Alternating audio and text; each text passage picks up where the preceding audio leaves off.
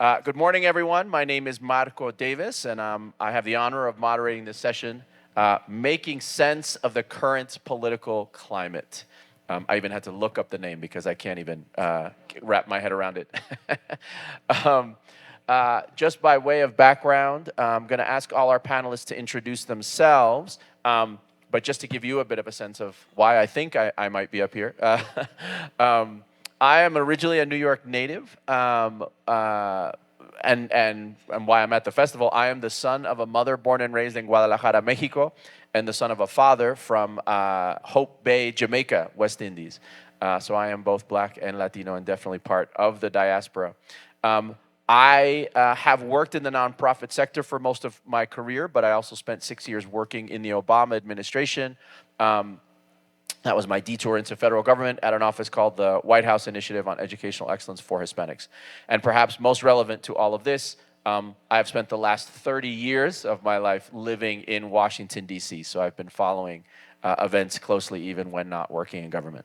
So very happy and excited to start this conversation. I'll pass it down to our panelists, and we can start at the far end and have folks do their introductions. Good morning, everybody. My name is Ariel Cathcart. I'm the baby on the panel, apparently. I am originally from South Carolina, but I live in Cleveland, Ohio right now. Do not ask, because it's very cold. I am the founder and CEO of AC Powers, and I also am Associate Director for Mayors Against Illegal Guns at Everytown for Gun Safety. So essentially, I work with mayors across the country on how to reduce gun violence in their cities. Mayors are my niche. I've been working for mayors for over 11 years, and so that's where my sweet spot is. Good morning, everybody. My name is Darius Jones from Atlanta, Georgia. I am the founder and president of the National Black Empowerment Council. That's a national network of African-American leaders in business, politics, academia, health tech, government, philanthropy, faith community, who work together in strategic ways in cities across the United States in order to uplift the Black community in the areas of education, economic empowerment, and community development. Good morning, buenos dias. My name is Tatiana Torres, and I am Colombian-born, Jersey-raised, and have been living in Washington, D.C. for the past 15 years. I have been in the private and public sector of my career for 20-some years, and this last cycle was my third presidential campaign, been in and out of campaigns for a while. I'm currently and have been at Albright Stonebridge Group, which is Secretary Albright's firm, also known as Denton Global Advisors. And I'm an associate partner there, and I manage government affairs and all the communication advisory for the firm. Great, and I, of course, neglected to mention my current day job. Sorry. I serve as the president and CEO of the Congressional Hispanic Caucus Institute. So I am government adjacent. We are a nonpartisan 501c3 organization that works quite closely with the Hispanic members of Congress. So yet more reason. All right, so let's get this show started. Let's start with some fun. My first question to you all, we know that we're in the current political environment because of last fall. My question is, should we still be talking about the election at this point? Should we still be trying to figure out what the heck happened, or do we need to be looking forward? Anybody want to start? Can I just give some data points as we frame the conversation? Sure. Okay. So an organization called Future Majority did a post-election survey, and I had the honor to work with Mark Riddle on that.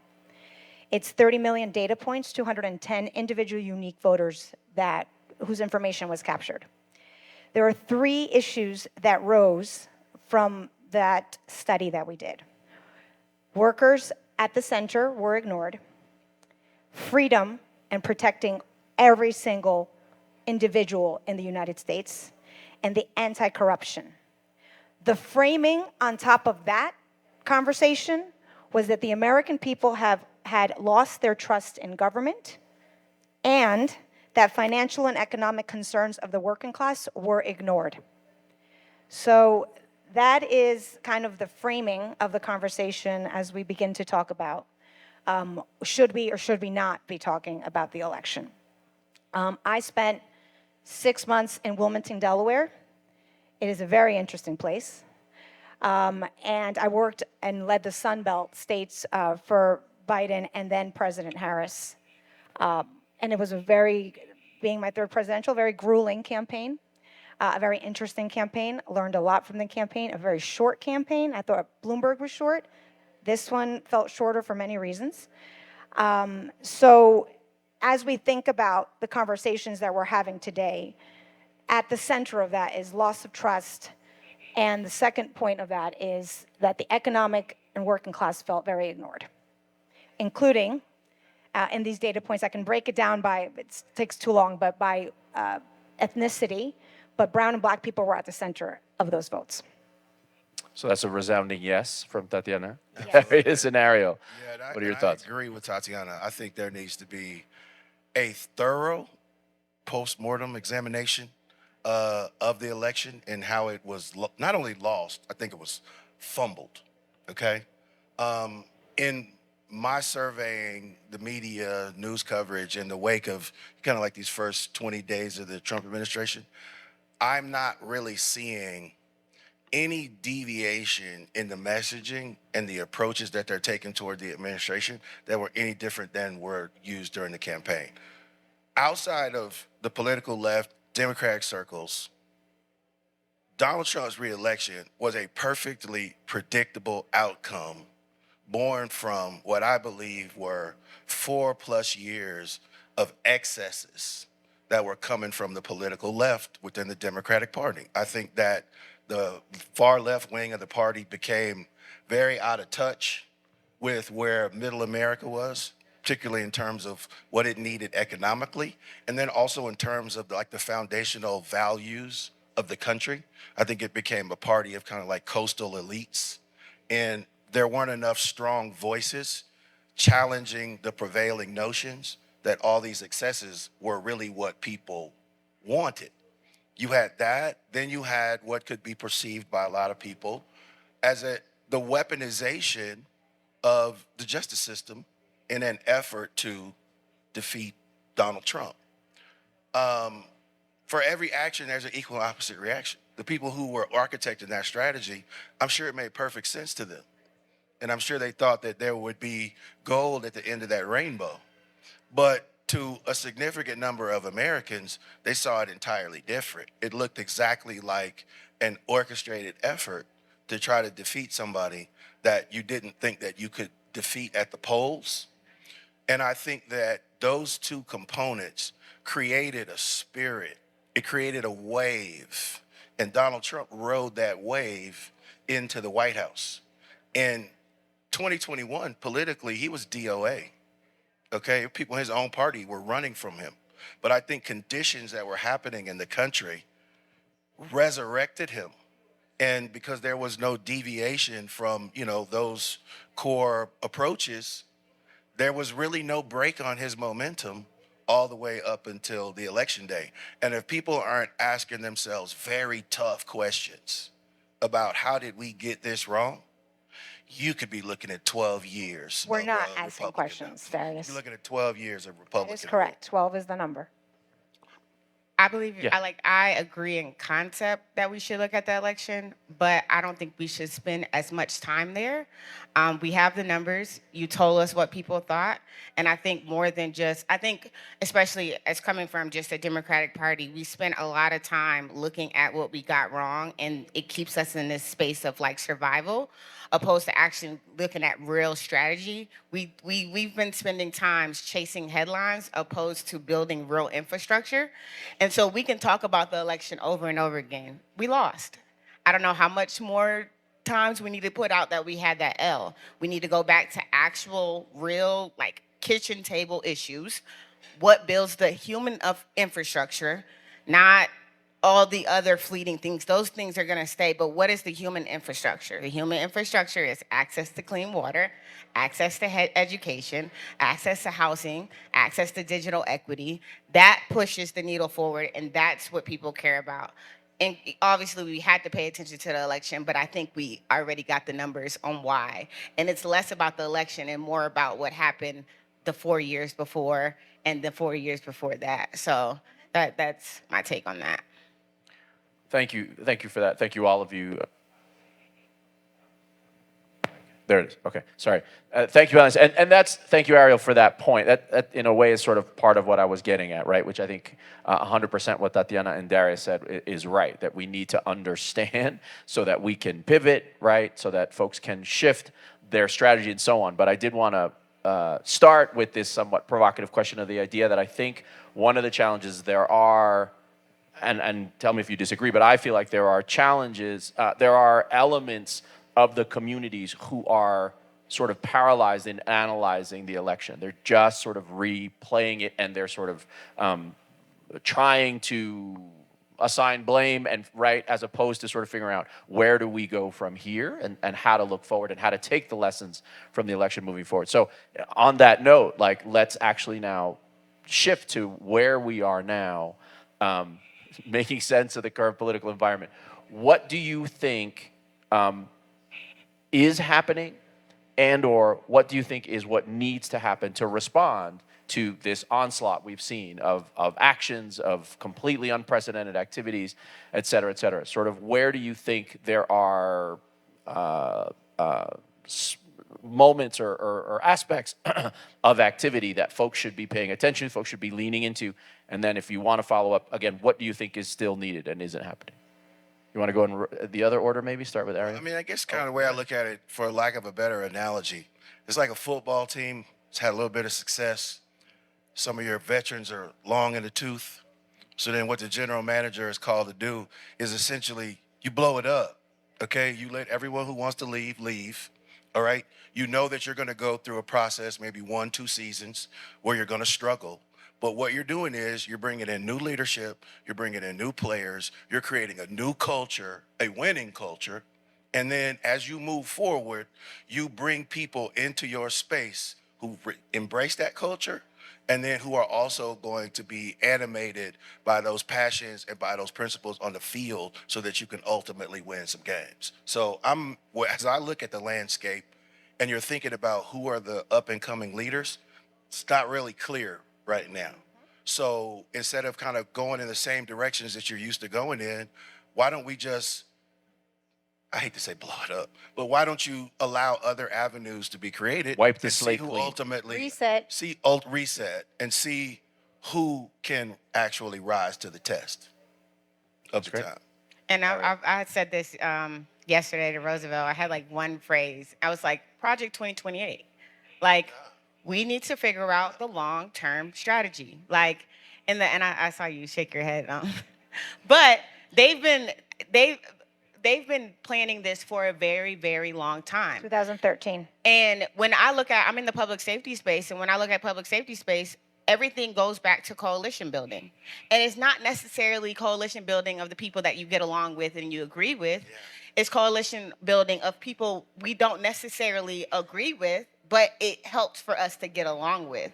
And then, I mean, Trump wants to move everything back to the state. So if we're talking about coalition building, mayors, governors, local leaders, they have the power to actually make policies to long over past a president. If a president comes, it's a policy in place. It takes longer time to undo that. I saw, and I'm only 32, I saw on this first, 3 weeks, executive orders don't mean, and I know you don't like cussing when they don't mean shit. They literally sign from a pen. They're out of the way. They're performative. So what does it look like to go back and actually blow it up? Because that's exactly what they did. And I don't even think they just blew it up with a bomb. They literally y'all remember the game, the mime games, when you just they started just clicking stuff. Yeah. Since 2013, they've been clicking stuff. And it's brought us to this moment. And I think that, I mean, we might not agree with them, but I think we should take something out of their playbook. And apparently chaos is a strategy, and it works. I mean, because when you think about it, let's go back to like 2012. You think about establishment Republicans, Mitch McConnell. I mean, those guys were the sacred cows in the space. And then you had Donald Trump come in and, kind of to my earlier point, have an entirely different vision and the passion and the commitment to really go at it against whatever adversaries may have come his way. And then he created an entirely different culture. And you could argue with me, but I think that old form of Bush, GOP, that whole manifestation, I think that's dead. I can't even conceive of a reality where that would then come back to the fore. So, I mean, it may be necessary on the left side of the aisle to have some sort of a similar dynamic happen. I don't see a charismatic leader out there on the horizon who could do it, but you saw what happened in the Republican Party. And I think that at some point it may be necessary to happen on the left. Necessary. I mean, there are a couple thoughts. Number one, so 2013, Republican Party sat down in a room in Maine somewhere and said, here's the deal. We got to lock this down, and we are going to have to look at what we did wrong, okay? As Democrats, I'll say Democrats, ... we have not done that. I agree with your coalition building, but if you hear the New York Times, also what he said the other day, it will be very difficult for us to get into a coalition umbrella right now. It's not the Obama days where that was able to happen, because right now the coalitions themselves are like in factions within themselves. So how do we build coalitions? I have no idea, because right now, one of the narratives within the party, let's just stop for a second on Trump. One of the conversations that we're having within the party is, are you brown and am I black? And should you and I get along? Should we have conversations together because your people let me down? I've had people come up to me and be like, Tati, like, awesome, but your men voted for him. And I'm like, I know, I was in those focus groups. I did 22 of them. I did 5 different, around the country, 5 different states. So when everybody was gloating on we got the numbers, we're gonna win, I sat there and I told you guys yesterday, I was like, oh shit, we're not gonna win this. And as much as I loved her, the vigor, the joy, the momentum that Vice President Harris brought to the party, and so thankful that 92% of black women said yes to their sister. It was amazing to see and watch. If you were ever in a rally, for one of her rallies, you felt the energy in the room. It was just vibrant. But we were talking in echo chambers, friends. And we got to stop talking in echo chambers, because if we keep talking amongst ourselves and fighting against ourselves and talking about like, well, are you more black or are you more Latino than me? We're not going to get anywhere, because the Republicans sat in a room and said, here's what we're going to do. We all white. And this is how we're going to carry this through. And we have our allies. We have people that support us in different ethnic groups and demographics that we need to join together. So yes, coalitions is key. But then are we humble enough to recognize our mistakes? Can we get down from the ivory towers of elitism that the party has become?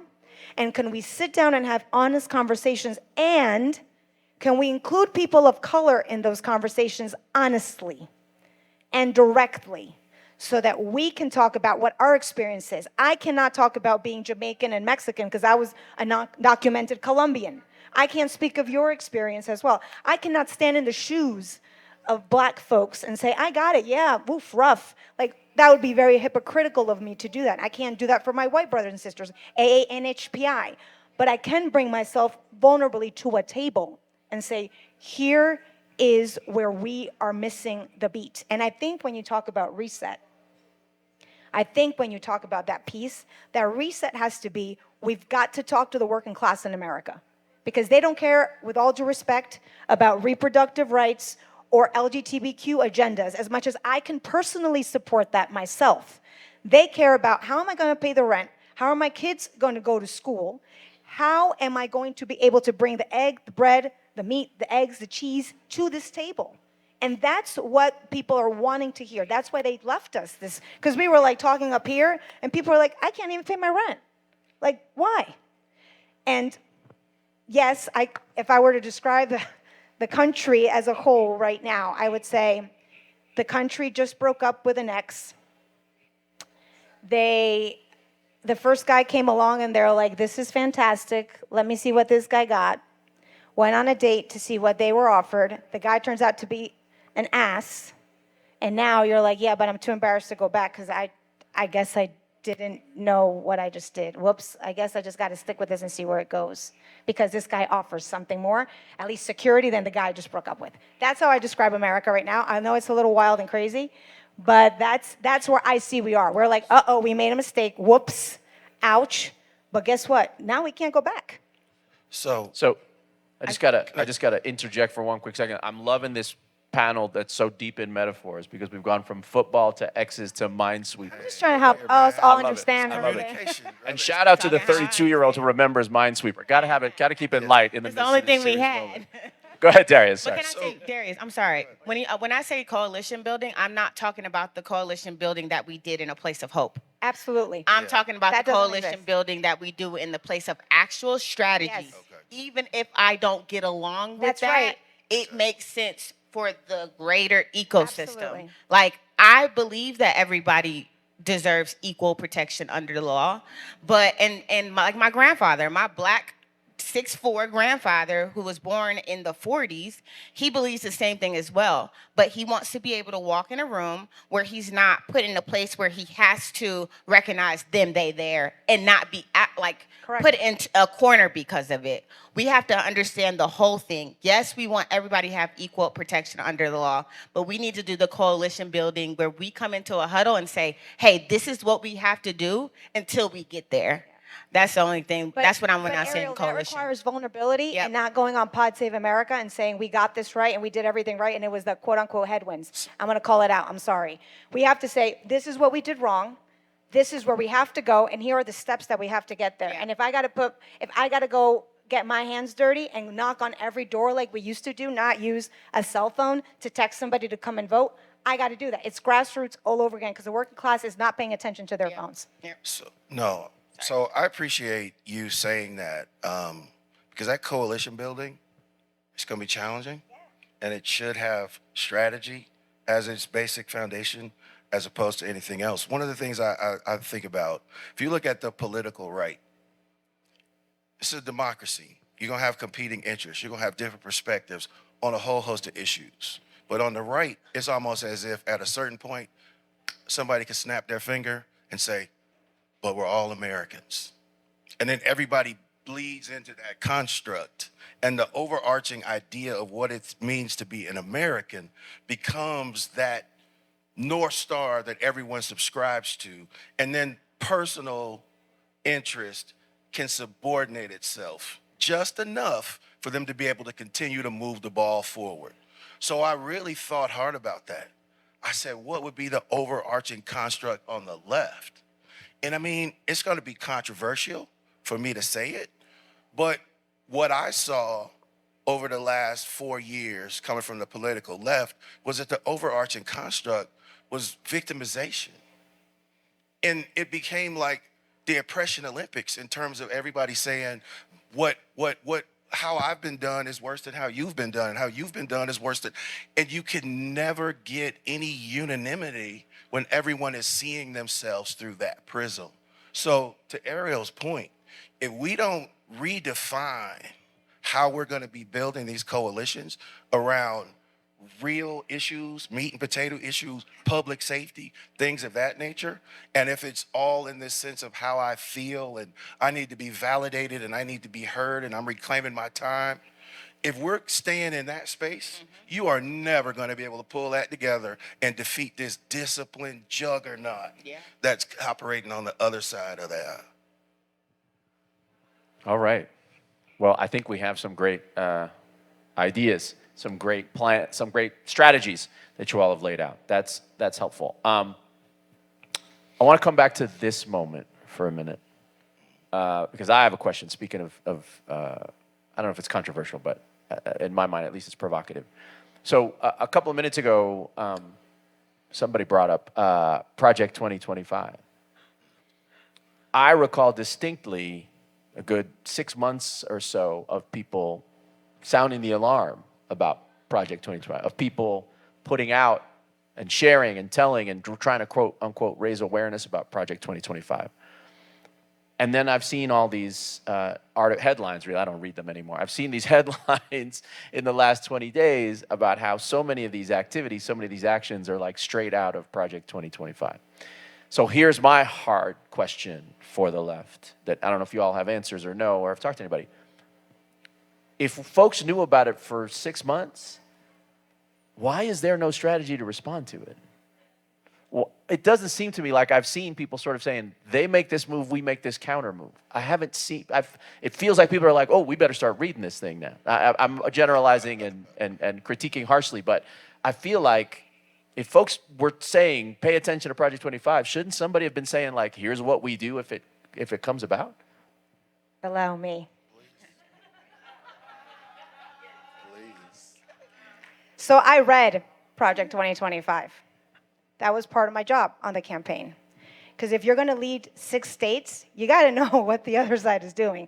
That's just common sense, I would say. So I read it cover to cover. It was mind-blowing.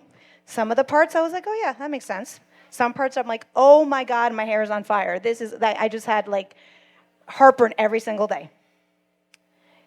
On the campaign, I was like, hey, y'all, like, this is gonna be bad. Like, he's gonna do everything here. Can we get some, like, instead of swinging the pendulum in this direction and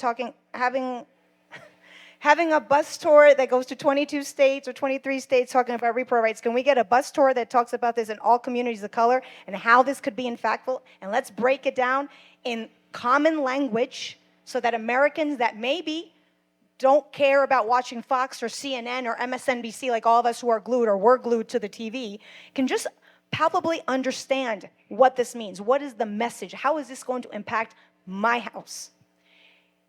And because it was 12 weeks, very little time to turn a ship around. 12 weeks to turn a ship around when she became the nominee. Because before then, he was the nominee anyway. So we do not have a strategy. We did not have a strategy on the campaign side. Happy to talk about it publicly. Don't really care. Because at this point, if we don't have direct conversations and talk about the issues that we're in right now, we are going to continue to spin out, and it will be 12 years for certain.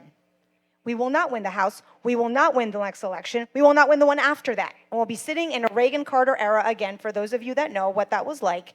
And here we are. And they will pass immigration reform under the Republican Party and secure 3 or 4 generations of Latinos in the country, or people that are, because that's exactly what happened in the 80s. So, no message. We don't have a strategy. I think we're still trying to figure that out because of what you said.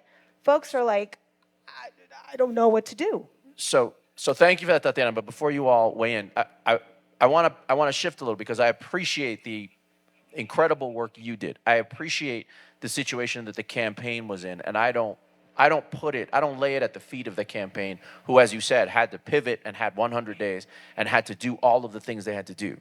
My point is, I have not heard actual counteractions from Congress. I have not heard counteractions from think tanks. The Project 2025 was developed by think tanks. There are think tanks on the left. So my question is, and it seemed like, again, from what and I'm an observer, so I'm just blaming everybody, but I feel like I saw so many people, not just campaign folks like you were, and I understand your point because you were trying to work an election. My point was people who were hollering about the fate of democracy, who were trying to tell everybody, read Project 2025. I was like, again, smarter people than me who claim they read Project 2025, I don't feel like I'm seeing anywhere. Is it out there? I'm not seeing anybody sort of saying, chapter 2, page 16 says this. This is what we do to fight that. Because my point is right now, these last 20 days, this is the thing. It's not on the campaign. No, it's but not it's not even on the DNC. My point is the leadership, if you will, the infrastructure, the ecosystem of the left of democracy, the last 20 days haven't even done op-eds that say this is a problem, and this is how we should have fought it, right? Because even if you want to argue that the courts are captured or whatever, I hear people saying, I don't know what to do. And I'm like, but didn't you know this was coming? And that's another thing we take, and obviously you want to make sure you're seeing things through an equitable lens and you're explaining things to people, but I think we take to, like, going with Project 2025 around the country and explaining to people what they meant. They put it clear what they meant. So instead of taking the time to go and explain it, where is what can we counter with it? And then, because if they're saying that they want to dismantle the Department of Education, how much more do we need to explain? We need to figure out how we can counteract that, opposed to taking the time to go around the country, everybody let's hold hands and let's kumbaya over it, and maybe it won't happen. Go ahead. No, go ahead. I mean, you finished? Yeah, I'm finished. Yeah. Well, I mean, there's a lot of different ways to look at it, but I would say, kind of what I noticed, so many people in the echo chamber were so focused on how much they hate him. He's living in your head rent-free. And it's as if you could hate him into a defeat. If you look at MSNBC, you look at CNN, 24/7, hate, hate, hate. That works within your echo chambers.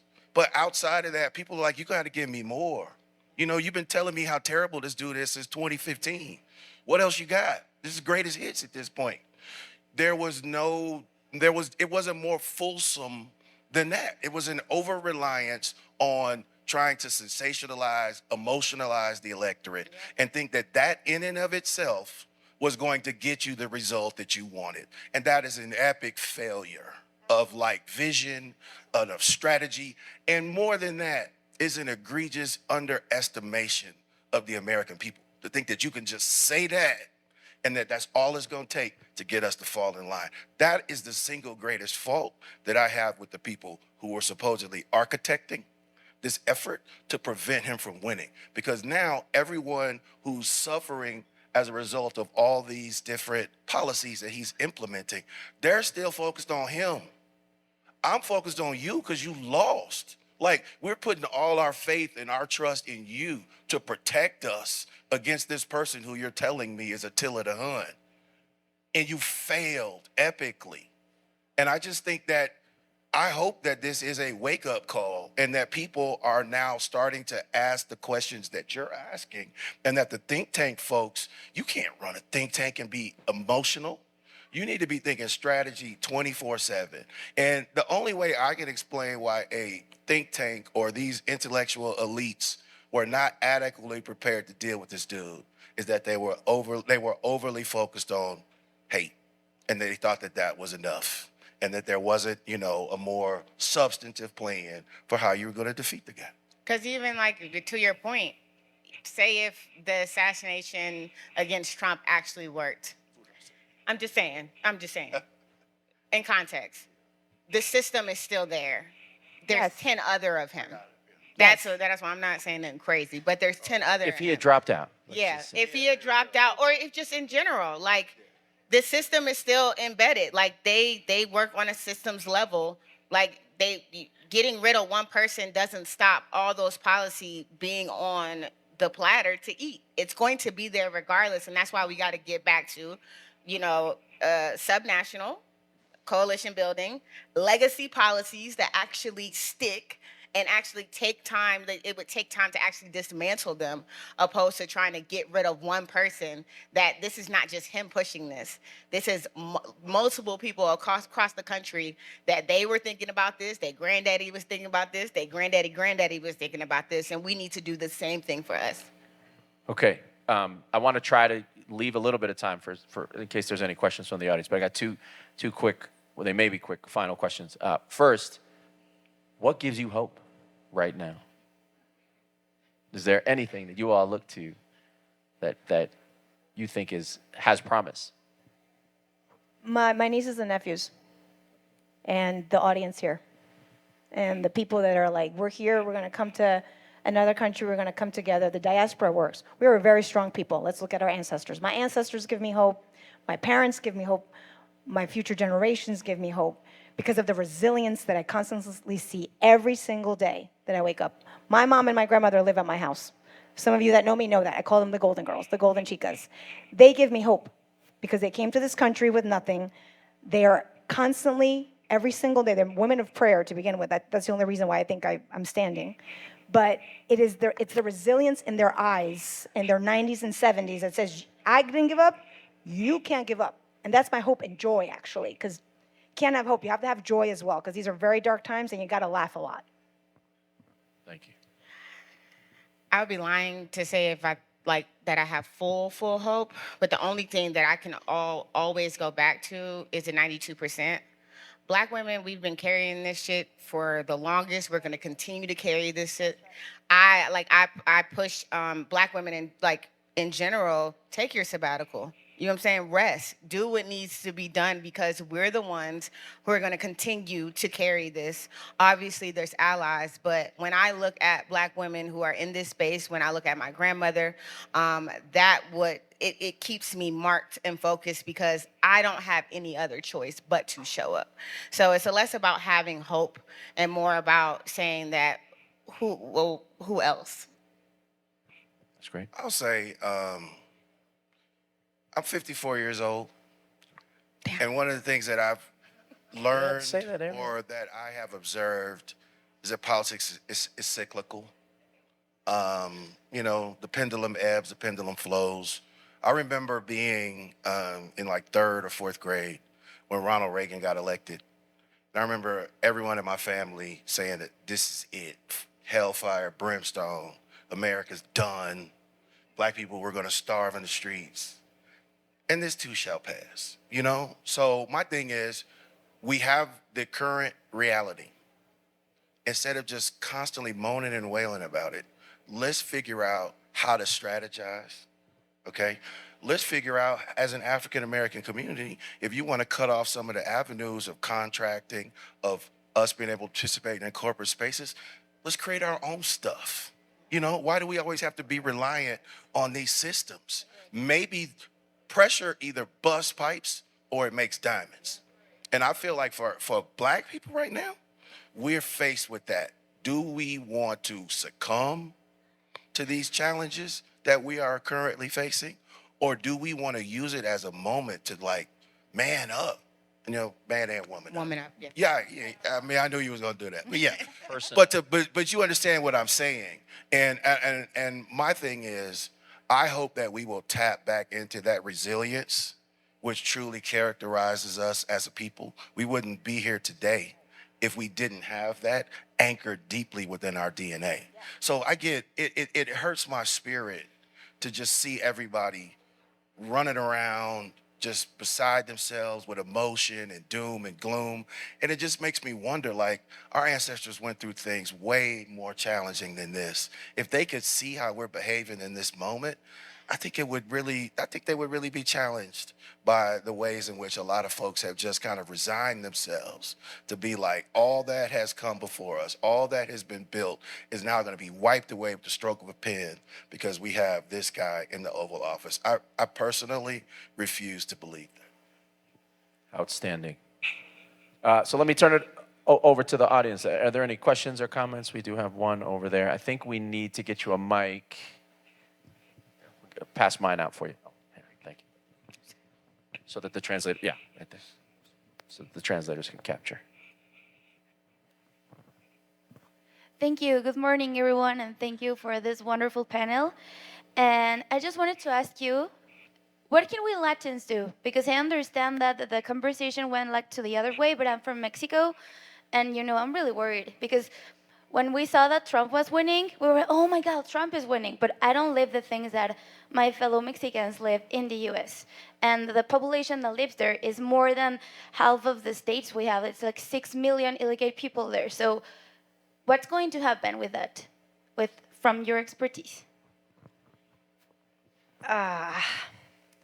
So there, in the US in 2023, undocumented, this is just Latinos, undocumented migrants that came from Latino countries contributed $96.3 billion in taxes. My heart breaks. I can't answer your question. I don't know. I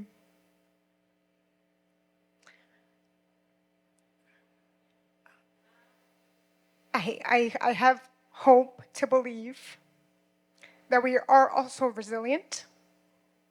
I have hope to believe in the connections of the Western Hemisphere together, like we are here. I have hope to believe that those of us that have left our countries in Latin America and have come to the United States represent you all as best as we can with our allies around us. I think that you should all be very, and I can't get into Latin American politics as I am not an expert. I read, I defer to the people that live in country.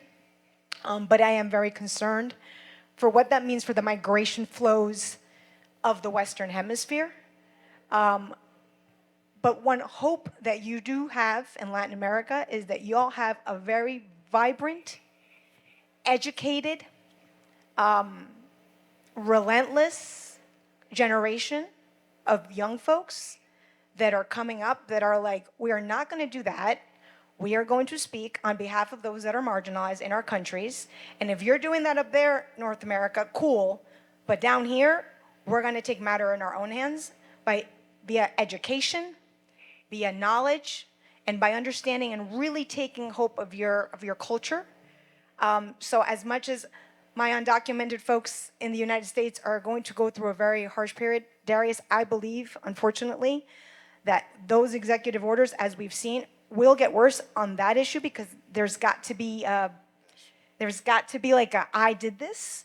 But I also believe once things die down a little bit, there'll be an opportunity for those that believe in humanity at the core to say we got to think about what we do for human rights across the board. So sorry I didn't answer your question, but that's the best I can do. Thank you. You have a question? So I'm glad to hear you say human rights because we have a habit of, talking about race and ethnicity when it comes to elections. What are the black voters doing? What are the Latino voters doing? What are women doing? And then when it comes to governing and policy, it's all about just workers' rights. There's no black or brown lens or gender lens for the most part in terms of the nature of the solution that you talked about according to the polling. To me, that is it's a bait and switch because none of these population groups are similarly situated. They have different concerns.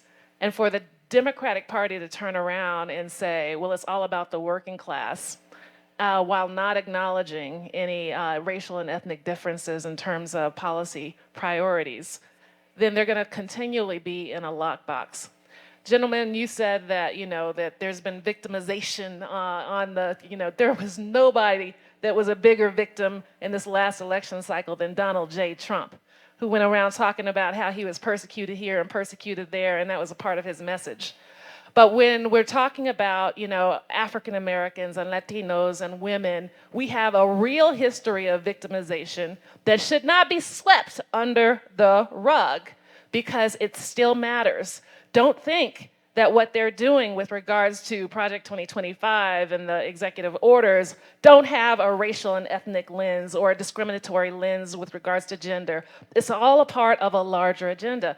And so with that, I just like to say that maybe the common denominator across this is personal safety, human rights, and protection from discrimination. And even white people can actually claim that based on what Republicans are doing in red states too. So with that, I just want to say that we're being, I think, disingenuous when we deny on the policy solution side racial, ethnic, and gender differences while acknowledging them on the electoral side. Thank you. Very helpful. We've got, I think we'll try first here up front, and then if we can, the back before we finish. Oh, we have one more. Sorry, one more question. Did she have earlier? Sorry. So we'll do these two, even though I'm going to get in trouble with Catherine. Quickly, we'll take them both. A quick question back to your first question. What do we do to mobilize the 92 million Americans that did not vote? Great. And let's take the second question. We could try to answer both. Oh, this way. Joven. Señor. Por acá. Sorry. No, acá. Yeah.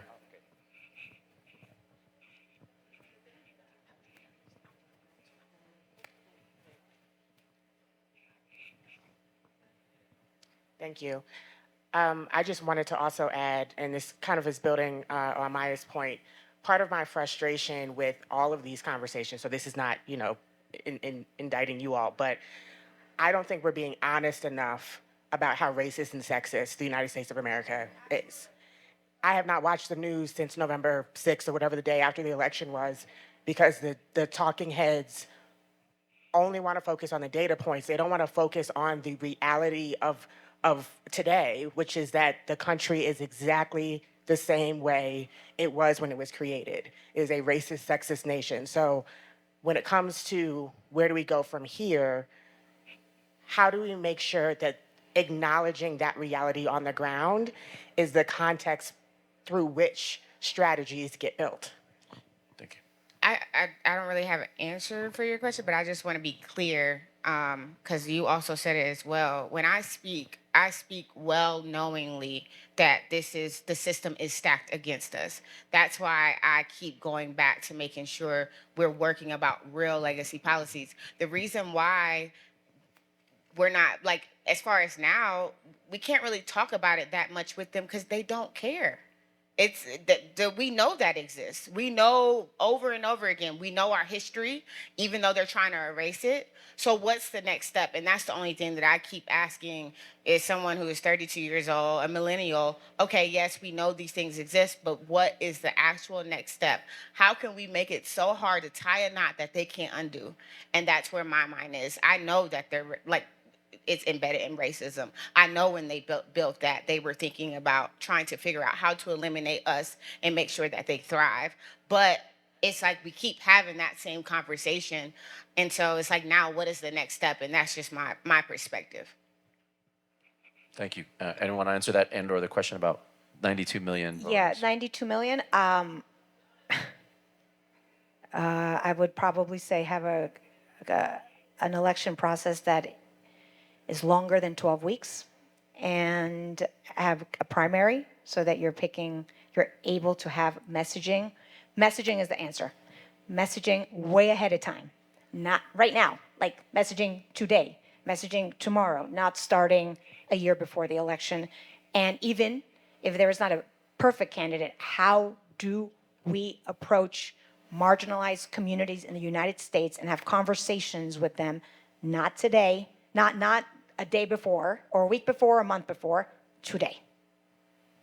Well, I'll just jump in on that as we get ready to close. The one thing I would say in addition to that, I would sort of offer is, I think one of the challenges we've had for a very, very long time is actually thinking about just trying to persuade people to vote. And I would argue what we need to do is to persuade people to care about the political process, which entails much, much more than voting. And once they understand sort of how the decisions that affect their lives and the things that they care about get made, then I'd like to believe that they will be more motivated to vote because they'll realize that's one of the few ways they actually can address those things they actually want to see changed. All right, so in the 90 seconds we have, because everybody's giving me high signs, closing comments and or one of the things, a useful sort of takeaway for our audience, where should people be getting information going forward? Well, I'll say this to an earlier point. Absolutely, America has a very, very sordid past as it relates to racism, 120%. I'll say this, in our organization, one of the things that we do is we cultivate relationships on both the Democratic side of the aisle and the Republican side of the aisle. Because no matter what happens, there have to be intelligent and articulate and strategic spokespeople from our community who go into those rooms and can advocate on our behalf, regardless of the headwinds that blow in their face. And I'll use it from a personal example. I used to work for a major Jewish organization. And when I started working there, a lot of people in my community were like, oh my God, I can't believe you're there. It's gonna be this, it's gonna be that, it's gonna be race, it's gonna be...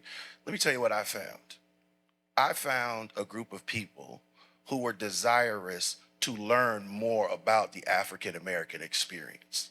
And because they hadn't had a lot of meaningful engagement with people from our community, they didn't know much. But my ability to come in and help them understand our history, help them understand our experiences, helping them understand the critical things that were necessary for our community, it moved mountains. So while America does have a terribly sordid history, if I sit across the table from somebody from the Republican Party, I'm not going to default to racism being their primary motivation. If they show me that's their primary motivation, then I'm going to govern myself accordingly. But as somebody who's trying to advocate on the interests of our people, and currently we don't hold the gavel, we're going to have to talk to people. I am going to talk to that person as a human being, and I am going to advocate for the interests of my community and understand to what degree we can, in this whole coalition building strategy, figure out how to move forward in a way where our interests are also addressed. Just the notion of like being frustrated and just walking away from the table and making categorical statements which dismiss whole populations of people, I think it puts us in a challenging situation when it comes to advocating for our interests. With no time left, Ariel, final word. I think you wrapped it up nicely. All right. Anything? Just thank you for your support. Thank you for understanding. I hope personally to learn from each of you. I need to learn from you because if I am not learning from you or listening to you, then I have not done my job as a woman, as a human, as a Latin American, as a U.S. citizen. So I think we need to continue to learn from each other, and not just learn, but like really challenge each other on the things that we might not understand and be able to be able to work together. Well, please join me in thanking these fabulous panelists and all their insights. And I believe the next set of sessions are starting now, so please join us in the next rooms.